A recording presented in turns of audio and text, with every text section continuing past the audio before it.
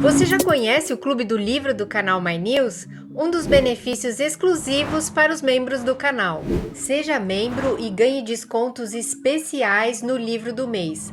Participe de bate-papos exclusivos. Apoie o nosso projeto. Seja membro do canal My News. E agora a gente já está com o Dr. Isaac Efraim.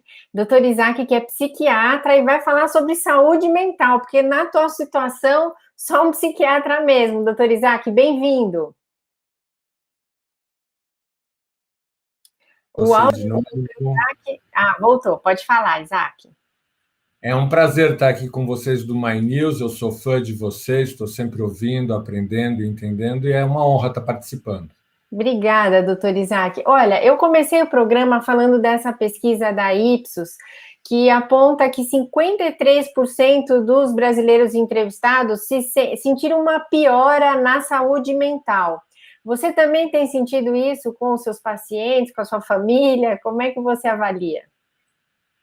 Sem dúvida alguma, a pandemia fez uma mudança no nosso entorno muito abrupta, muito intensa e transformou medos que antes eram apenas medos mentais, ansiedades, em medos reais, né? Tá todo mundo com muito medo de pegar a doença, principalmente nessa segunda fase, e isso vira um estresse constante. A pessoa está o tempo todo se sentindo pressionada, com medo de ser contaminada, fica hipocondríaca, né? Qualquer sintoma, ai meu Deus, será que eu tô com a Covid? E tudo isso acaba resultando numa perda de equilíbrio e num estresse muito importante, muito grande.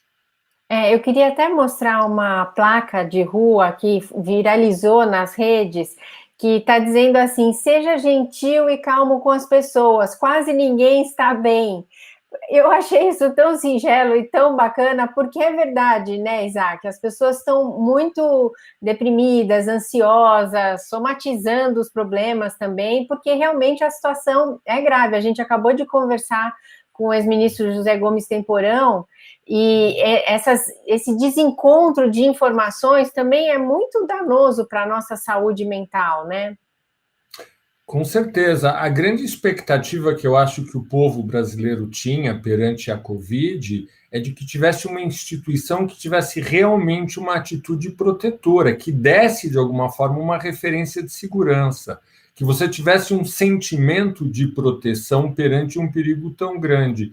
E eu acho que é isso, esse é um dos fatores que fez do Brasil um dos países mais afetados emocionalmente, mentalmente, por conta da pandemia, né?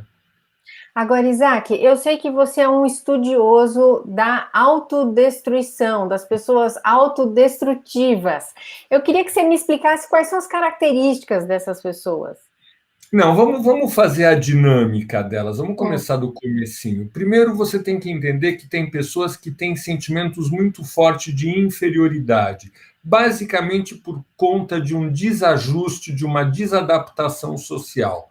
Elas veem as outras pessoas brilhando e não veem e não se percebem brilhando, elas sentem falta desse sentimento de poder. Elas viram pessoas muito ávidas, compulsivas por poder, ou, se você preferir, Miriam, uma pessoa que não aceita nenhum tipo de limite. Querer o poder de uma forma desmesurada ou não aceitar limites acaba dando no mesmo.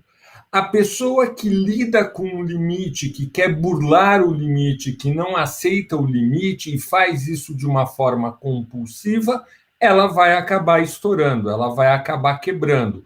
É como o alpinista que precisa cada vez mais subir mais alto e mais alto e mais alto, para provar que ele consegue romper os limites. Tudo bem, o alpinista tem sua técnica e seu conhecimento, mas se ele não for capaz de respeitar os limites, ele vai morrer.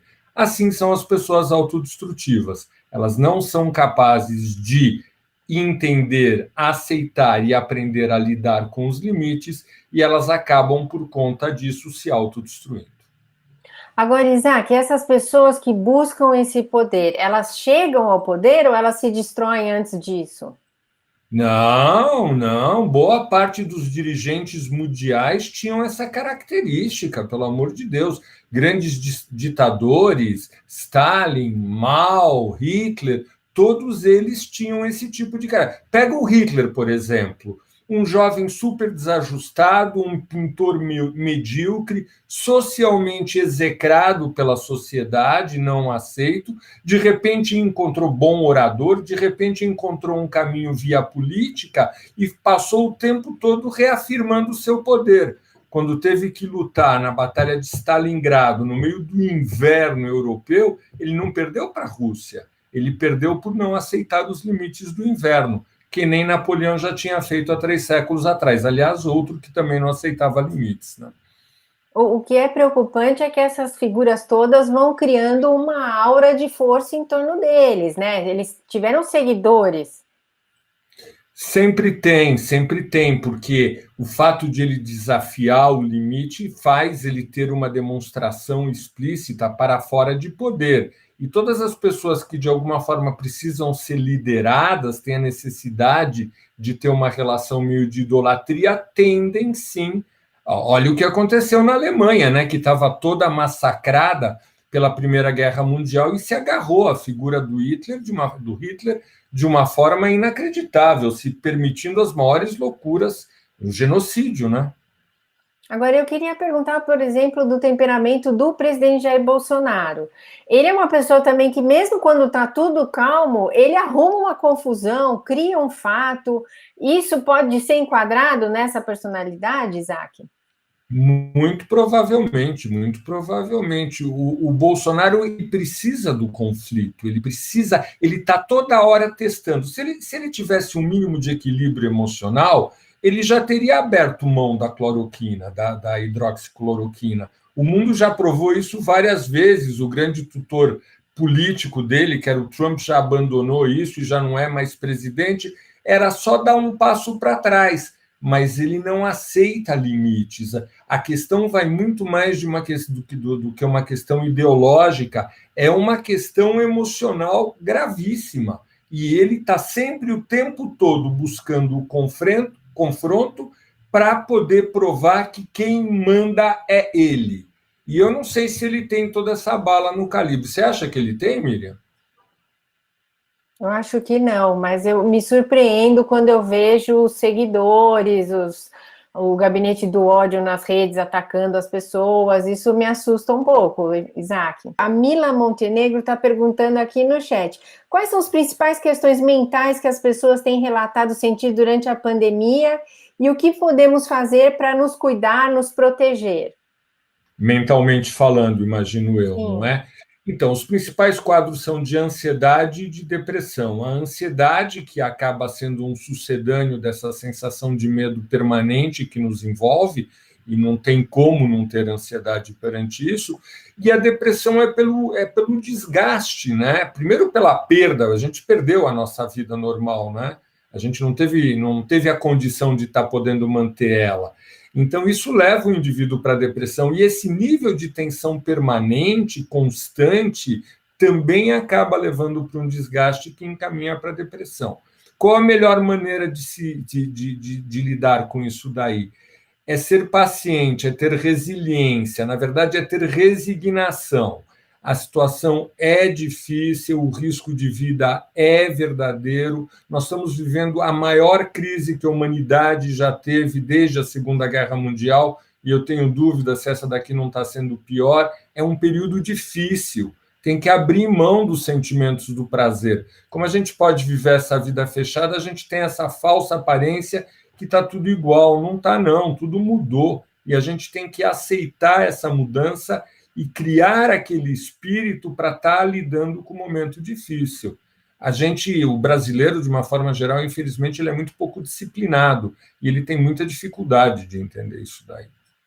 Isaac, e como é que você, que é um psiquiatra, lida com tudo isso? O que você faz para dar aquela aliviada na tensão do dia, ou para administrar essa situação de ouvir as pessoas sempre estressadas também? Não, não, não. Isso há muitos anos já não é problema para mim, porque eu fiz uma combinação comigo. Terminou o consultório, terminou o tempo que os pacientes ocupam na minha mente. A minha mente fica limpa. Eu sou um meditador, eu aprendi a fazer isso.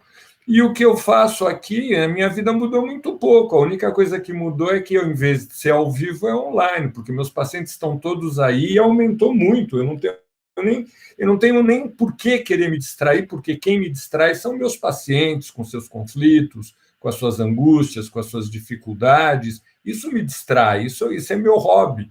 É assim que eu sou feliz ouvindo isso, ajudando a arrumar a mente de uma forma diferente.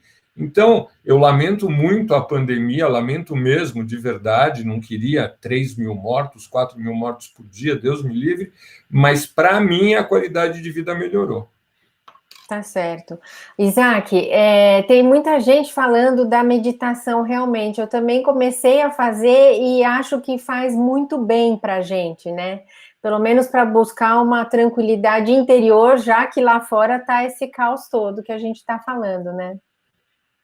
Mas a gente precisa desmistificar. Meditar é colocar a sua atenção em. O exercício que a gente faz na meditação, de fechar os olhos e de ficar prestando atenção na respiração, é para treinar a nossa habilidade para estar presente. Meditar é estar presente. Meditar não é ficar criando fantasias na cabeça, nem imagens, nem imaginando um ambiente de tranquilidade. Meditar é você estar presente no momento vivido, ter a capacidade de aceitar isso, de aceitar o momento vivido e aprender a lidar com isso. Acho que isso tem me ajudado realmente muito e eu realmente recomendo, gente, em vez de negação, que é o caminho que uma parcela da população está escolhendo ou está sendo induzida, eu sugiro a aceitação.